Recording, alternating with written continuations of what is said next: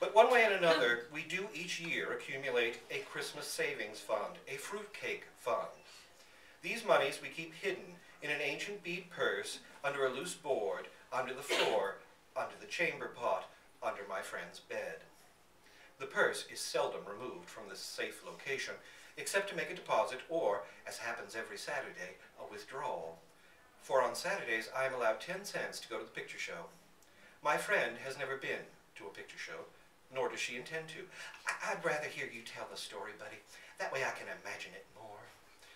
Besides, a person my age shouldn't squander their eyes. When the Lord comes, let me see him clear.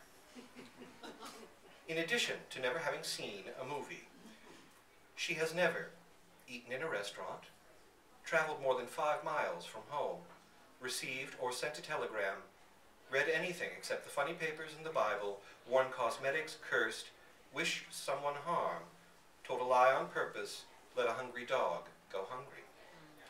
Here are a few things she has done, does do. Killed with a hoe the biggest rattlesnake ever seen in this county, 16 rattles. Dip snuff, secretly. Tame hummingbirds, just try it. Till they balance on her finger. Tell ghost stories, we both believe in ghosts. So tingling they chill you in July. Talk to herself. Take walks in the rain. Grow the prettiest japonicas in town. Know the recipe for every sort of old-time Indian cure, including a magical wart remover. Now, with supper finished, we retire to the room in a faraway part of the house where my friend sleeps in a scrap quilt-covered iron bed painted rose pink, her favorite color.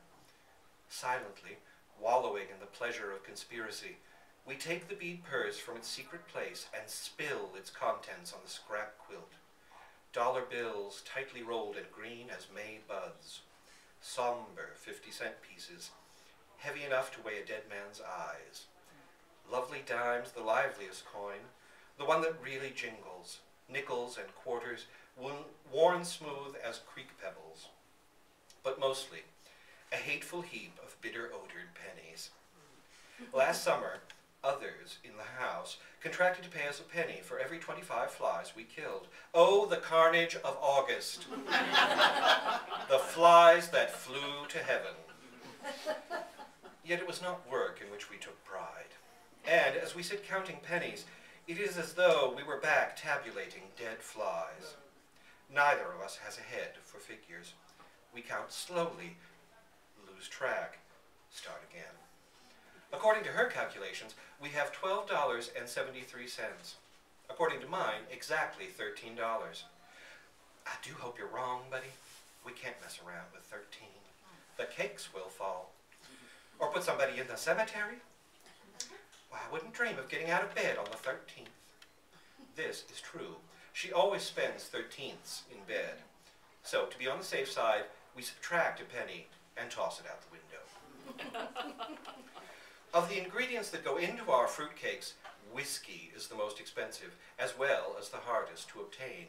State law forbids its sale. But everybody knows you can get a bottle from Mr. Ha-Ha Jones.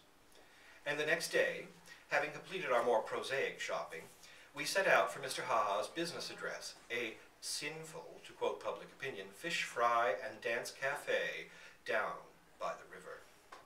We've been there before, and on the same errand. But in previous years, our dealings have been with Ha-Ha's wife, an iodine-dark Indian woman with a brassy peroxide hairdo and dead-tired disposition.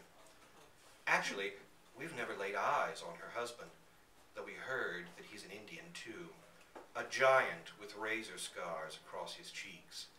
They call him Ha-Ha because he's so gloomy, a man who never laughs. As we approach his cafe, a large log cabin festooned inside and out with chains of garish gay naked light bulbs, and standing by the river's muddy edge under the shade of river trees, whose moss drifts through the branches like a gray mist, our steps slow down. Even Queenie stops prancing and sticks close by. People have been murdered at Ha-Ha's cafe. Cut to pieces, hit on the head.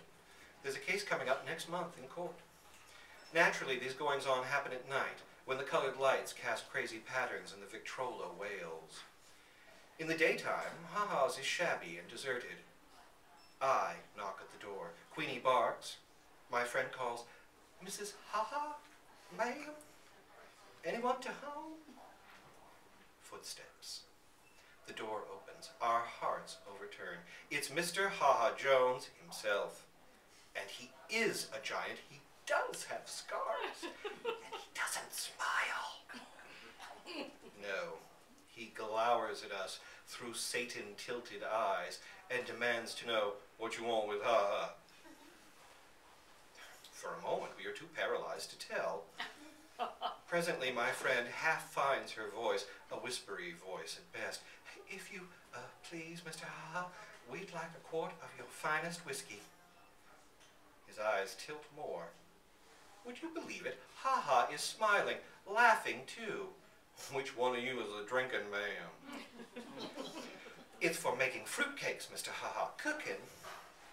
This sobers him. He frowns. That's no way to waste good whiskey. Nevertheless, he retreats into the shadowed cafe and seconds later appears carrying a bottle of daisy yellow unlabeled liquor. He demonstrates its sparkle in the sunlight and says, $2. We pay him with nickels and dimes and pennies. Suddenly, jangling the coins in his hands like a fistful of dice, his face softens. "Tell you what," he proposes, pouring the money back into our beaded purse. "Just send me one of them fruitcakes instead." "Well," my friend remarks on our way home, "there's a lovely man. We'll put an extra cup of raisins in his cake." The black stove, stoked with coal and firewood, glows like a lighted pumpkin. Egg beaters whirl, spoons spin round in bowls of butter and sugar. Vanilla sweetens the air, ginger spices it. Melting, nose-tingling odors saturate the kitchen, suffuse the house, drift out to the world on puffs of chimney smoke. In 4 days, our work is done. 31 cakes, dampened with whiskey, bask on windowsills and shelves. Who are they for? Friends. Not necessarily neighbor friends, indeed.